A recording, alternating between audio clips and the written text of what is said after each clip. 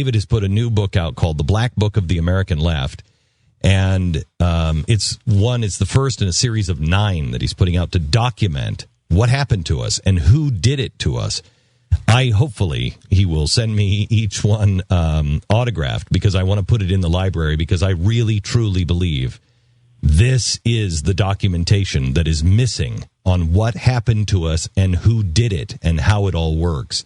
It's an honor, as always, to have David Horowitz on, the author of the brand new book, The Black Book of the American Left. David, how are you, sir? I'm doing well. Thank you, Glenn. I'm sure everybody out there is happy that the mighty instrument is back.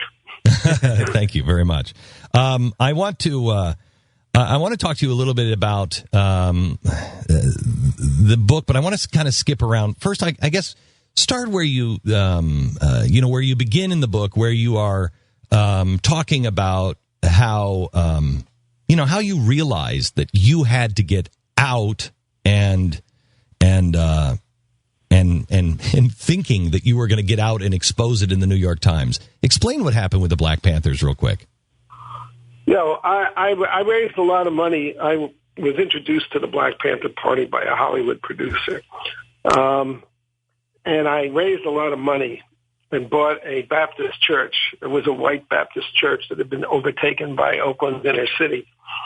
For them to use as a school, the party had a lot of children, even though it was a gang. I didn't realize it was a criminal gang, but it was. Did you really, David? Did you really? Because you grew up, your parents were communists. They called themselves progressives, but they were communist, getting their orders from Russia. And so you grew up in all of this. Did you really?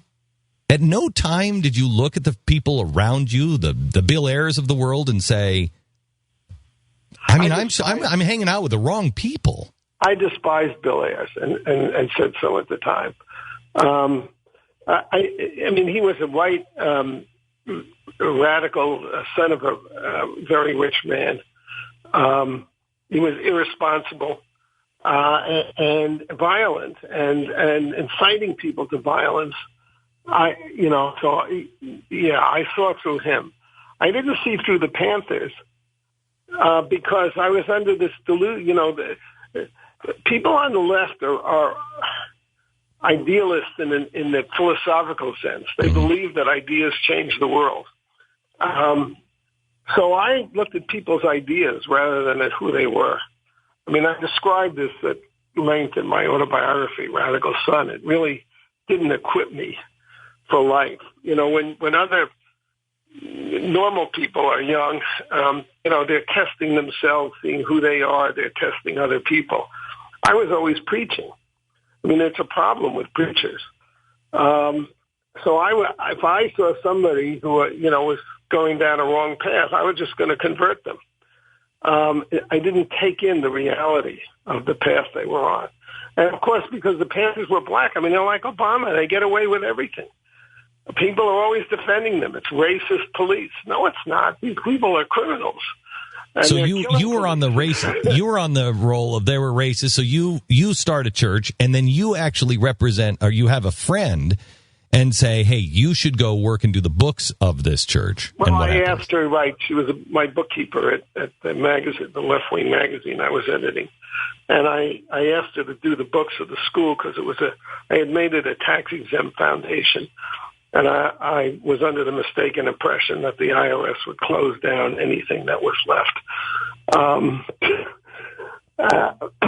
And she disappeared in December 1974, and by the time the police fished her body out of San Francisco Bay 5 weeks later, I knew that they had killed her. And this happened to coincide with the America's retreat from Vietnam, something that the leaders of the Democratic Party today are very proud that they accomplished by cutting off the economic aid to the Cambodian and Vietnamese regimes. And they proceeded to slaughter 2.5 million people with no protest from the left. And that was my awakening. And this was in early 1975. But I was devastated by the death of this woman because of course I felt responsible, and I couldn't understand why I didn't see the dangers. It took me 7 years really to come out of the Depression and become a conservative. I mean, so then Reagan. By this time, Reagan is in, and Reagan 7 years prior had to have made your head explode. But I was scared of Reagan. Because I saw the Cold War the way the left does, and now the way all of our school children are going to see it, since Oliver Stone has made this communist utopia. He made a 10-part series for Showtime, which is going to be shown in the schools, which is the straight communist version of the Cold War. So in the communist version, the Soviet Union was the victim, and we were the bad guys. Jeez. And that's the way progressives think. And again, the reason I put together this book is because I know that conservatives are still scratching their heads and saying, how the heck did we ever get to this point and get this guy like this in the White House? And the answer is over many years, about 20 years, when everybody was sort of asleep as this was happening. And the Black Book of the American Left was largely a record of my, at the time, lonely fight. I don't want to say I was the only one fighting these people, but I was one of the very few who understood who they were. I tell you, David, conservatives were calling them liberals. Thank you for saying that. Oh, it drives me out of my mind when I hear conservatives call people liberal. They're not. They're progressives and they're communists. David, I have to tell you that one of the reasons why I admire you so much is because I know what little, in comparison to what you have gone through, what little I have gone through trying to get this word out, and you were alone for decades, and you never, ever sat down. Let me change the subject here. You talk about neo-communism in the book. Yes. What is the difference between progressive and neo-communist? I don't think there is any. I mean, the whole idea of progressive is that there's this incredible future. Really, it's the kingdom of heaven. There's perfect equal. Everybody's equal. Everybody gets taken care of from cradle to grave. There's not going to be any wars. There's no racial, gender, class prejudice. That's the vision of progressives. That's communism. And what communism is it's a false religion. It's the idea that there's this kingdom of heaven that we can create, that ordinary human beings can create, the politically wise among us. And, this is the story of Babel all over again. It is. Genesis. I mean, you shall be as gods. There was actually a progressive psychologist, Eric Fromm, who wrote a book. He was very popular in the 1960s and 50s, but it was "You shall be as gods." No, you won't. I mean, the wisdom of Genesis of the Judeo-Christian religions is to see that we're the problem. It's not society isn't the problem. Society just reflects who we are. How can you expect the people who, have created the social problems to fix them if you give them enough power? Well, that's the thing that, them. We're looking at Detroit now being swallowed into the abyss. Yeah. And we're watching the American healthcare system going down the same road. And it's the same people. And every time we're watching the Detroitization of America happening in real time. Everywhere the Democrats have controlled the inner cities. I mean, Detroit had it's the richest per capita city in America in 1961 when the first Democrat took control, was elected. Right. But it wasn't. 50 years later, it's the poorest. I think we have to make a difference here. Just like liberals are not liberals, they are progressives. Democrats, I don't know what happened to Democrats. I don't know when they stopped being, my grandparents, and started to embrace radical leftist policies. It wasn't Democrats. Well, I can tell you exactly when it happened. It happened at the Democratic Convention in 1968 when Tom Hayden and the left organized a riot to destroy Hubert Humphrey. He was the Democrat who was going to run against Nixon.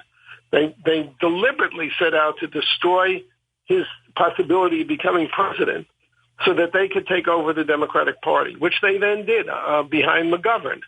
McGovern started his political career in the Henry Wallace Progressive Party campaign of 1948, which was a communist-controlled campaign. And it started with McGovern, and it went through Watergate. I've watched it happen over a 30, 40-year period. It didn't happen overnight. Obama is not an overnight phenomenon. He's a phenomenon, and neither is Obamacare. This is a culmination of 40 years of inroads into the Democratic Party is now a left-wing party. All right, so here's what I want to ask you, because I think the Republican, the GOP, is while they are not communists, they are progressives, and the Progressive Party began with the GOP. The Democrats just perfected it, but it's why we keep voting different ways and getting the same choices. And I look at Romney, and I know if Romney would have gotten in, we would not be talking about putting Obamacare away. He would have been talking about some new version of Obamacare. Yeah, because So they're not constant. The Republican Party is a party of, Romney was not a small businessman, but basically it's people in business. Yeah, but it's the same progressive disease, a different form of it. Well, but I look at it a little differently. I think Republicans are fixers. They go to Washington to try to fix problems. They believe in this. The American system was set up to make competing special interests compromise with each other. So they have a huge longing to be reasonable and to make deals. You can't really make deals with the devil without selling jeopardizing your immortal soul. That's basically the problem. David, I only have a couple. The Republican problem is a little different. Although I agree. I mean, it's these deal makers. The Boehners, the McConnells. They're interested in deal making. They're not ideologically committed to the progressive agenda. They wouldn't believe in it, but they are committed to compromising with them. Newt Gingrich is a proud progressive. He was on this program talking about progressivism. He is proudly progressive. Such an undisciplined. Oh, he's a nightmare. Anyway, David, I'd love to have you next time you're in Dallas. I'd love to have you in for the TV show and sit down and talk to you just specifically about the road to the next. To come to Dallas. Actually. Yeah, I'd love to have you here because I want to talk to you specifically about the next road to the election. Because I cannot I can't do it. I cannot stand next to these guys or throw my hat and say, we should support these guys who are fighting the people like Ted Cruz every step of the way. I can't do it. And I don't have time. I've had Cruz at several of my events, and I think that Cruz and Scott Walker are two really good. Yeah, conservative Republicans. All right, David, I've got to run now. I've got a hard network break, but I've got to run. But I thank you so much, and we'll have you on again. Thank you so much. Okay.